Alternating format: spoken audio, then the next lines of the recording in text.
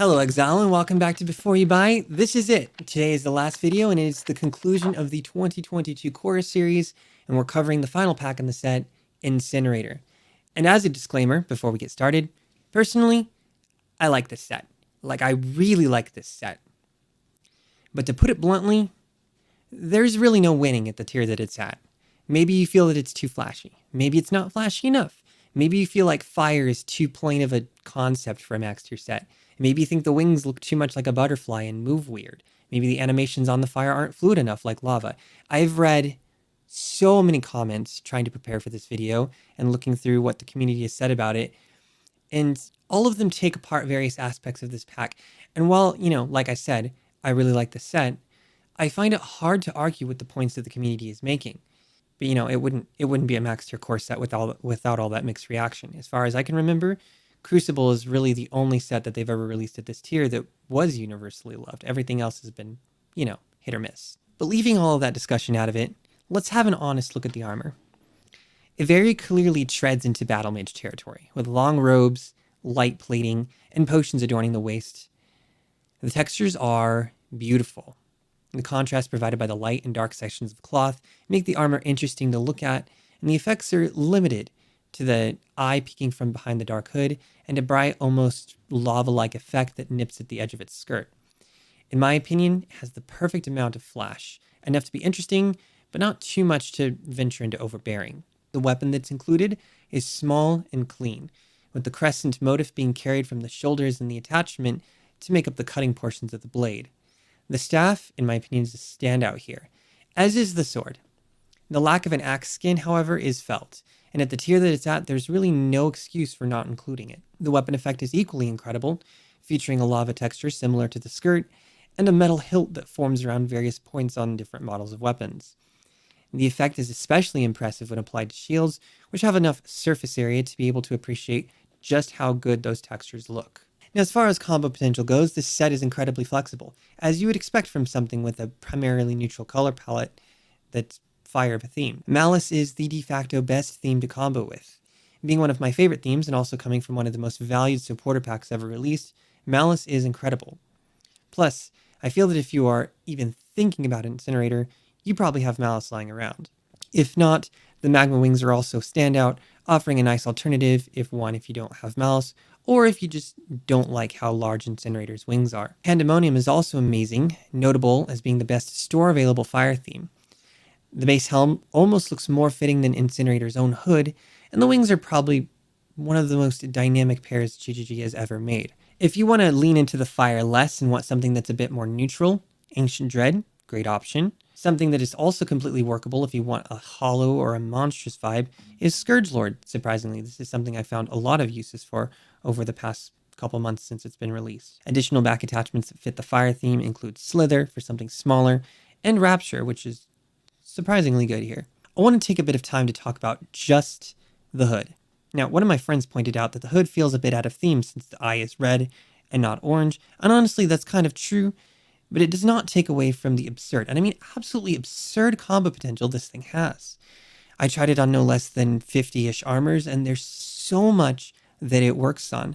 My favorite two uses so far are on this Overseer medley that I made with Gorgon Wings and the Demonic Character Effect, and Doomcrow, one of the first sets I ever reviewed, and still probably one of the best ones in my collection. And finally, for something really experimental, we use the Atlas Character Effect to introduce light blue with the orange, and then reinforce it with the Oblivion Wings and Synthesis Hat that matches the white on the base armor for a bit of an elemental mage look. When we were recording, this one was really divisive as to whether or not it actually looked good, with most of my friends telling me don't put it in the video, but I wanted to anyway. So let me know what you think, and we can all argue about it in the comments. So that's really it for the in-game portion of the set, aside from the portal, which is cool, but I don't really have anything to say about it, other than some of the comments in the past videos asked me to ask for the ability to turn off apparitive portals. Sometimes people just want plain simple portals that are included with the set and don't want to have to worry about the giant apparitions, and I can understand the want for that, so I'll just, put that out there. GGG, if you're listening, let us turn off apparitions. But now for something we've never done. In nearly 3 years of videos, I have never, ever mentioned anything about the physical merch that's included in packs like these, because for the most part, I opt out for more points. so this channel can continue to exist. And I never really vibe with any of the merch that they make. Sorry, guys. But that all changes with Incinerator, and with the tarot cards illustrated by Thiago. If you're observant, the impact that he has made in the community with his art is incredible, from the most recent talent competition, to past competitions, to the Gauntlet art, Badger Private League. Even my own channel portrait was drawn by him. It's not any stretch to say that I love Thiago's work. So when I saw that this pack includes the Path of Exile themed Major Arcana that he illustrated back in March, I lost it. This is one of the coolest community collaborations that GGG has ever done, and I can't wait to get my cards. Now, the proof of concept that was included in the core pack's release post is kind of small. So if you want to see an up-close look at the entire deck in HD, I will leave a link to Thiago's ArtStation. He has the entire thing on there, so you can look through.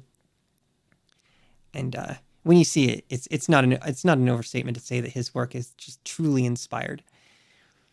However, on the flip side, I have no idea if buying one of these sets directly supports him or not. So in lieu of that, if you do like his work, please consider supporting Thiago directly on a platform such as Twitter or ArtStation. He deserves it. It's incredible, So anyway, let's wrap this up.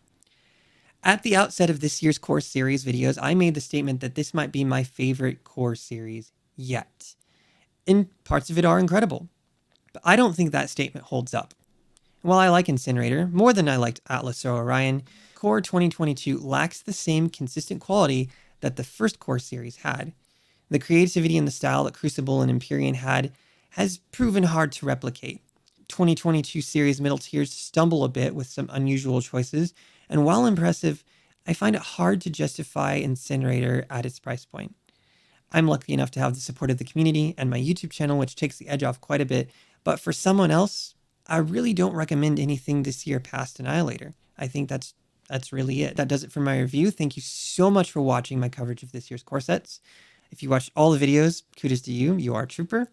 If you have any additional questions, you can reach me on Discord or Twitter. And I want to give special thanks to Squid, Anathema, Wova, Chaos, and C8 for all their help with this series behind the scenes. They are incredible. They also told me that my Elemental Mage combo was trash, but I still love them. Big thanks to my patrons as well, who continue to support me despite my inconsistent scheduling. And yeah, I'm going to rest my voice. Happy New Year's, Exile. I'll see you guys in 2022, or maybe a little bit sooner if we're lucky.